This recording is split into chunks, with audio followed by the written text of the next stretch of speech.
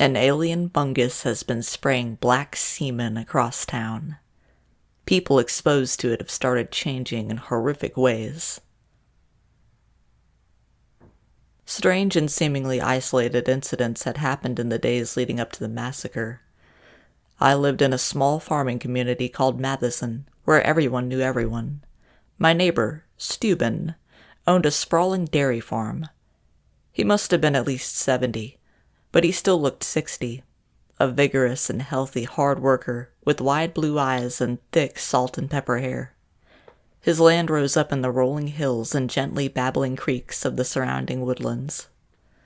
3 days before, one of his cows had given birth. Steuben said the calf had been something from a nightmarish fever dream. It screamed and wailed constantly, gurgling in a sick, blood-choked voice. It had no skin, but instead looked like it was flipped inside out, the gleaming veins and slick, wet muscle thrumming with adrenaline and primal agony. It looked like a bloody, crying mass of pulsing organs. Steuben had grabbed his hunting rifle and put the poor creature out of its misery, shooting it in the back of its deformed, slanted head. It had no eyelids, and he said the filmy cataract eyes had stared up accusingly at him as he killed it. Though I didn't witness it myself, a few of my neighbors and friends had talked about seeing a meteor shower over town the night before the deformed calf's birth. Bright blue streaks like lightning flashed across the night sky. I wouldn't know the significance of this until much later, until it was far too late to do any good. One of my neighbors, who was 9 months pregnant at the time, ended up giving birth to a baby boy a couple days after the incident with the calf. The father told me that the infant had only lived for a few hours in intensive care, and it had been such a horrific sight that the mother and father could barely stand to look at its twisted, alien features. The doctor had told her it was an extreme case of something called harlequin ichthyosis.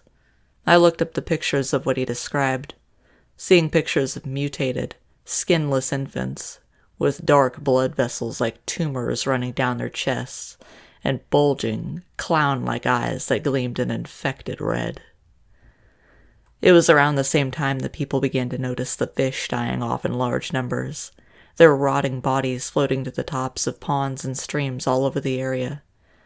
Fishermen said many of the lakes had become dead zones overnight, as if chemical weapons or high doses of radiation had contaminated them. The local and state governments started putting up signs all over town, warning people not to swim or eat anything they caught from the local waterways, until the Department of Environmental Protection could test it for toxic contaminants. All of the state parks in the area were closed down temporarily as well. My wife Sophie and I had joked about finding a cabin out in the woods to wait out the rapture. In hindsight, that was probably far closer to the truth than either of us could have ever imagined. I woke early the next morning, seeing the first razor-sharp shards of a sunrise peeking through the window. It was Saturday, and I had the weekend off from work.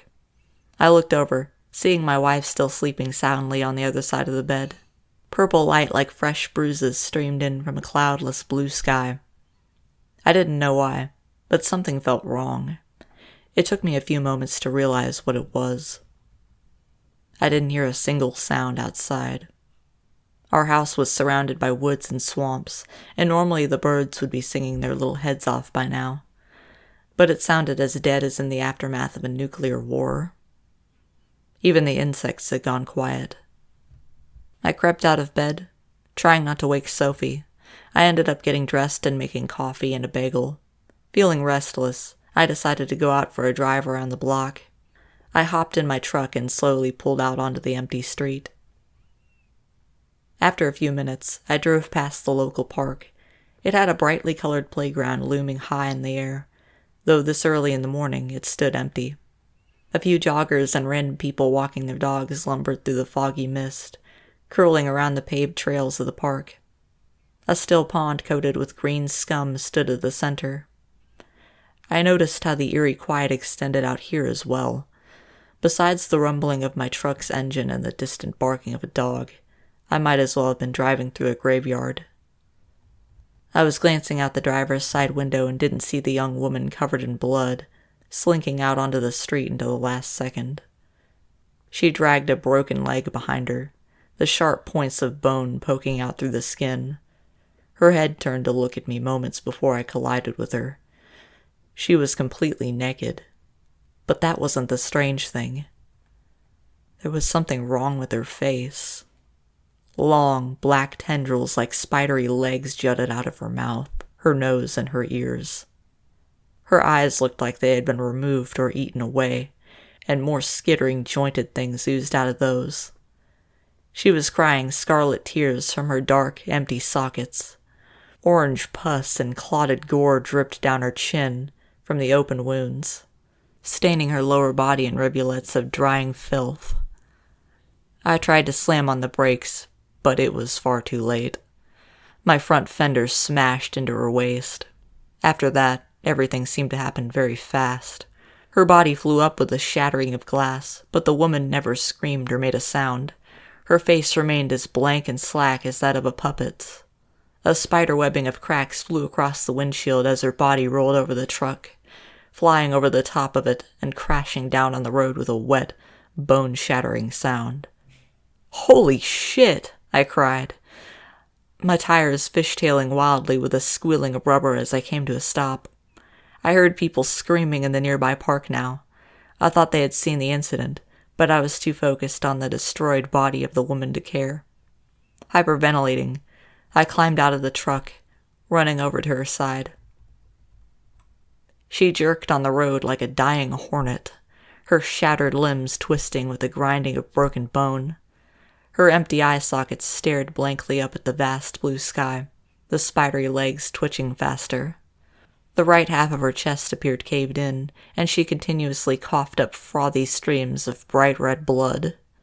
I immediately pulled out my cell phone. With trembling fingers, I dialed 911, never looking away from the dying woman in front of me. "Hello?" a woman's voice said. "Hello? I need help. I think I killed—" "This is a pre-recorded message. Emergency services are temporarily suspended in your local area due to a federally declared state of emergency. This is not a test. Please stay inside for the duration of the emergency. Assistance is on the way. Do not panic. Your government has everything under control. If you notice any unusual life forms in your local area, do not approach them. Do not try to kill or harm them in any way. Give them as much distance as you can. If possible, try to seal all windows, doors, and cracks. Your area is now a federally mandated quarantine zone. Until you can be safely evacuated, stay in your home and await rescue.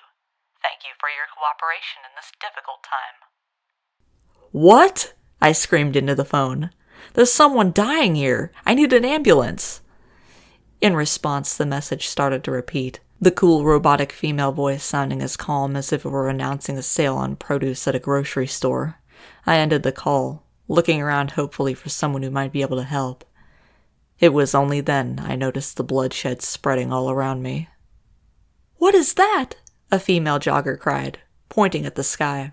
My eyes widened in confusion and horror as I tried to comprehend what I saw there. No one was looking at me or the woman I had run over. No one had even noticed in all the chaos. A writhing, twisting black mass of thrumming flesh stretched over the forest, growing at a rapid rate over the tops of the trees. The mass was a few feet across, lumpy and wet. It seemed to be passing fluid through its main body, like some enormous intestines uncoiling out above the world. It stretched upwards like something from Jack and the Beanstalk, growing and curving back down towards other tube-like masses. Every few feet along the fleshy, worm-like mass, hollow protrusions as long as railroad spikes shot out. They reminded me of spider legs, jointed and covered with fine, dark hairs. They skittered constantly as the central body continued growing. Even from the street, I could hear the wet, sucking sounds the legs made as they constantly flexed and relaxed, dripping black sludge like dirty oil from their glossy skins. As more and more hollow tendrils spiraled out of the eerie flesh, I saw the movements of the spidery tendrils were not random. They would spray thick, black fluid in the direction of anything that moved. A man and his dog at the far perimeter of the park were totally covered in the strange goo. As they continued thrashing and fighting, the tendrils kept shooting more sludge at them. After a few seconds, it covered his face like an opaque mask. The man clawed at his eyes and mouth, trying to get it off. The dog gave high-pitched squeals of terror and pain as it rolled on the ground, its legs kicking randomly in the air. Its fur had become a soaking black mass of goo. Throughout the air, I smelled a disgusting odor that I immediately recognized. It was the slightly sweet, chlorine-like smell of semen, but so concentrated and pungent that I almost retched. As more and more of the black goo sprayed down at the screaming, writhing people, the smell intensified, so thick that I could taste it on the back of my throat. As I stood staring, open-mouthed, watching the stragglers in the park get consumed and covered by this strange sight, something grabbed my ankle. I jumped, yelling in panic. I looked down, seeing the twitching body of the woman I had hit changing before my very eyes. Her blue lips chattered, the broken shards of teeth biting deeply through her bloody lips, the thin, crooked legs skittering out of her mouth, eyes and nose, and ear continued lengthening before my eyes. A couple heartbeats later, I saw what they attached to. 5 of them ripped their way out of her jerking, dying body, looking like mutated alien spiders.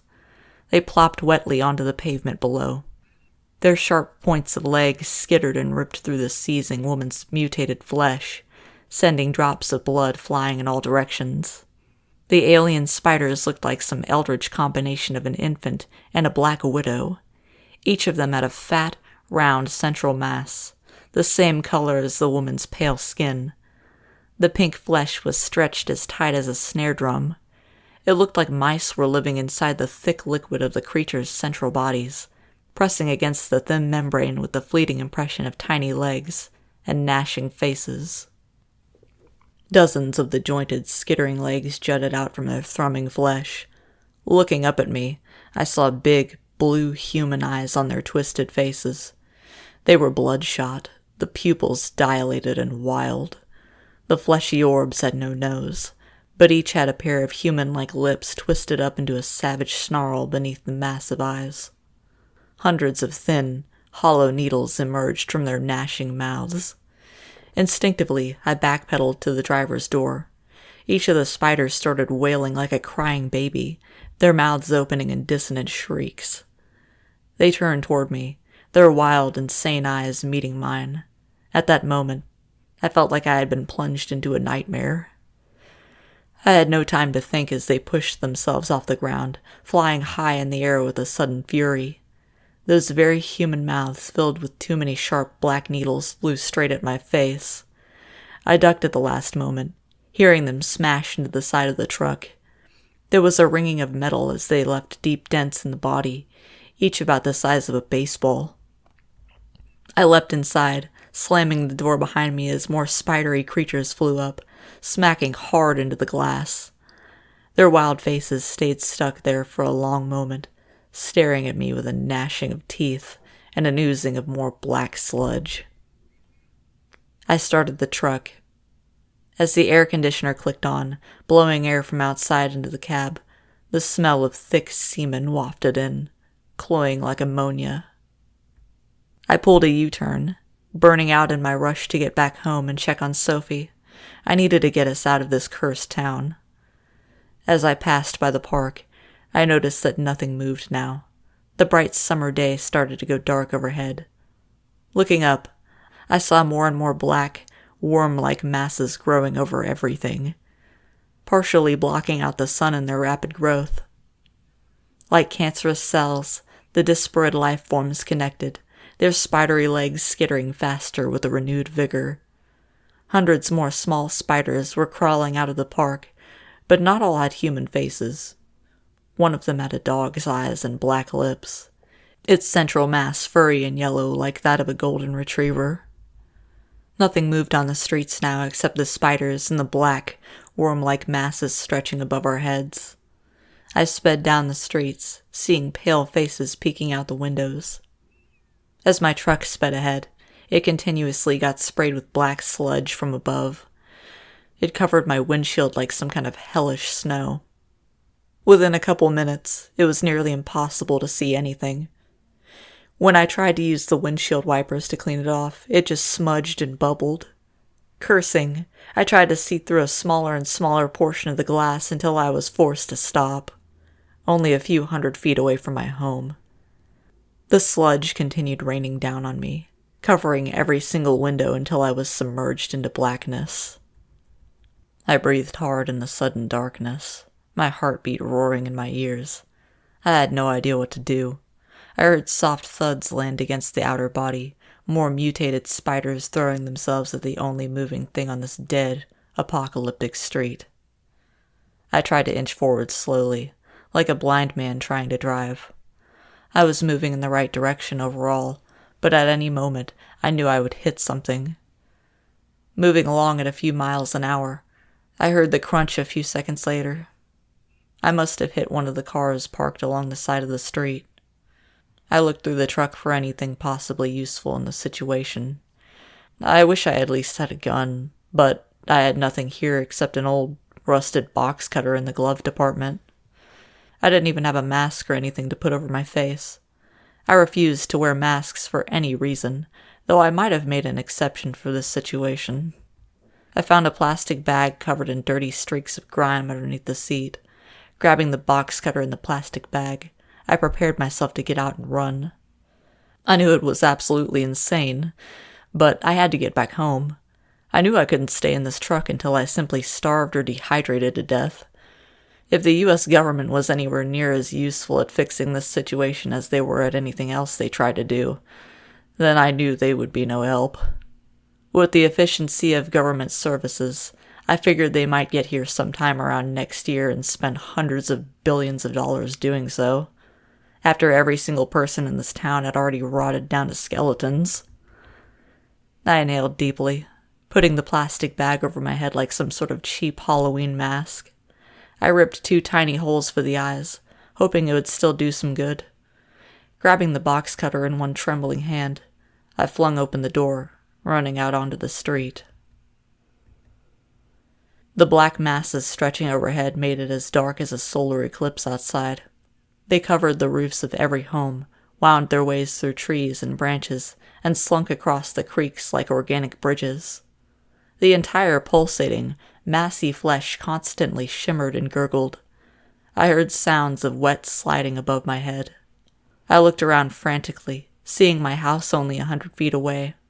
I sprinted as fast as I could, zigzagging wildly. Something liquidy and thick crashed directly next to me, a mass of sputtering black goo reeking of semen. The strange tendrils continued shooting wads of this alien material. I knew I couldn't make it to the house. Then I heard a cry from nearby. "Wait, in here!" someone cried, a wavering old man's voice. I looked up, seeing my neighbor Steuben standing in his open doorway, only a dozen feet away. I leapt towards him, climbing up the steps on all fours and flinging myself through the door with every ounce of strength I possessed. I heard more wet, thudding sounds as that strange alien goo continued covering the path behind me. I rolled through the door, falling forward and slamming my head into the wall. My vision turned black for a moment. I swam through the pain and confusion, hearing Steuben slam and lock the door behind me. I ripped the plastic bag off my head, breathing hard and covered in sweat. My heart pounded in my chest, frantic as a cornered, panicked animal. I looked down, seeing the box cutter still clutched tightly in my hand, my knuckles white with tension. I slipped it in my pocket. "Sophie!" I cried, breathless. I need to get Sophie." Steuben came over slowly in his typical long-sleeved plaid shirt and blue jeans, looking down at me with his flat, blue eyes. "It's okay, Walt," he said calmingly. "Sophie's here." I looked up, surprised. "What? Where?" I asked, confused. "Why is she here?" "When everything started, she said she got scared and saw you weren't home. She came here when the announcements began on the radio and TV. She's in the back room right now." He knelt down, extending a withered hand towards me. Come on up. I'll bring you to her.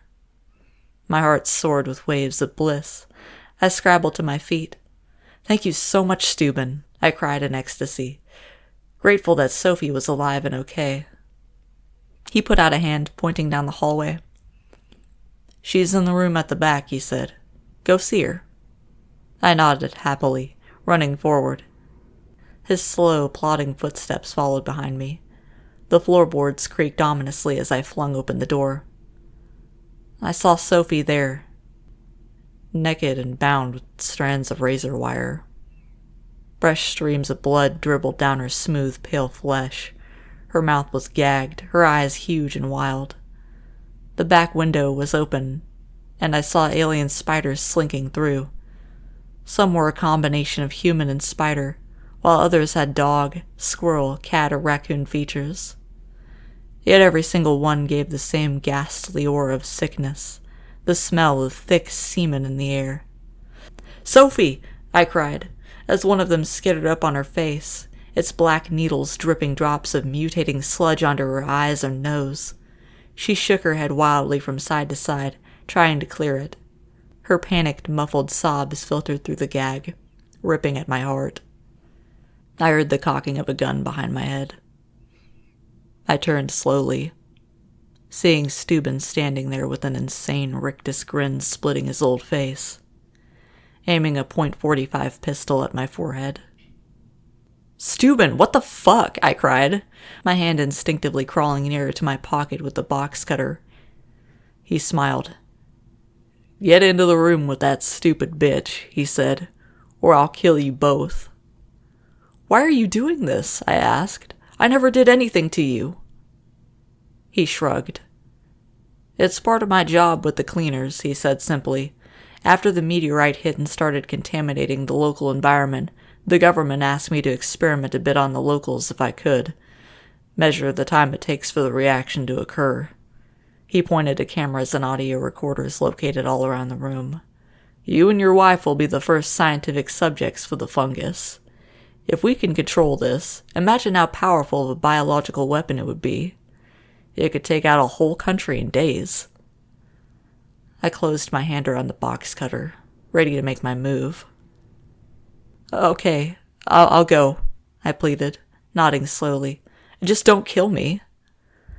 Steuben smiled grimly as I leapt forward, yanking the box cutter out of my pocket and slicing upward at his neck. The pistol went off instantly. I felt a burning pain in my left shoulder as the bullet exploded through the top of it, blood instantly soaking my shirt. With a battle cry of pain and anger, I forced the blade into the side of his neck with all my strength. I cut through his jugular vein easily, the skin separating a moment later. A waterfall of blood poured down his chest. He stumbled back, grabbing at his spurting neck. The pistol fell to the floor with a metallic clatter. Looking at me with dead, surprised eyes, he fell slowly forward. I looked back, seeing Sophie's face covered in black sludge. She was suffocating, her lips turning blue. Spiders crawled over every inch of her exposed flesh. When their strange, alien eyes met mine, the ones closest jumped in my direction. I backpedaled quickly, slamming the door shut. I heard them slam against its other surface with soft crashes. I took Steuben's gun, searching his house meticulously for something that might help me survive. I felt sick about Sophie's death, but once she had become infected, I knew she was gone. The moment that black goo entered someone's body, it seemed they were beyond help. I tried to slow the bleeding from my shoulder, bandaging it as best as I could. I felt pieces of bone splinters rubbing in the wound as I tightened it, gritting my teeth against the pain. The bullet appeared to have gone through the top of my shoulder, missing the arteries but shattering the bone. I would have to use my right hand for everything for a while, I thought, as pain like battery acid shrieked from the wound. In Steuben's garage, I found a strange vehicle.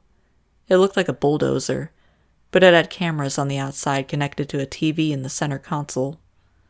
There were special high-pressure water jets pointed at the cameras to clean them off. It was as if Steuben had known what was coming and had made plans to escape. I looked at the plates, seeing they were government plates. They said the vehicle was federal property. Steuben's story started to seem more and more true. Had he actually been a member of some secret government agency experimenting on U.S. citizens? I played around with the bulldozer for a few minutes, finding out how to operate it and keep the cameras running. It took significantly longer with only one hand, and with the many injuries and bruises covering my body, but I forced myself to ignore the pain. Once I knew how it worked, I turned it on, sealing the exterior. Feeling a combination of bliss at escaping and sickening horror at Sophie's fate, I crashed through the door of Steuben's garage, ambling the bulldozer down his driveway. The windows were instantly covered in black goo, but through the aid of the cameras, I could still see. Making my way slowly forward, I left that den of horrors behind, driving through the dead streets of Madison towards freedom.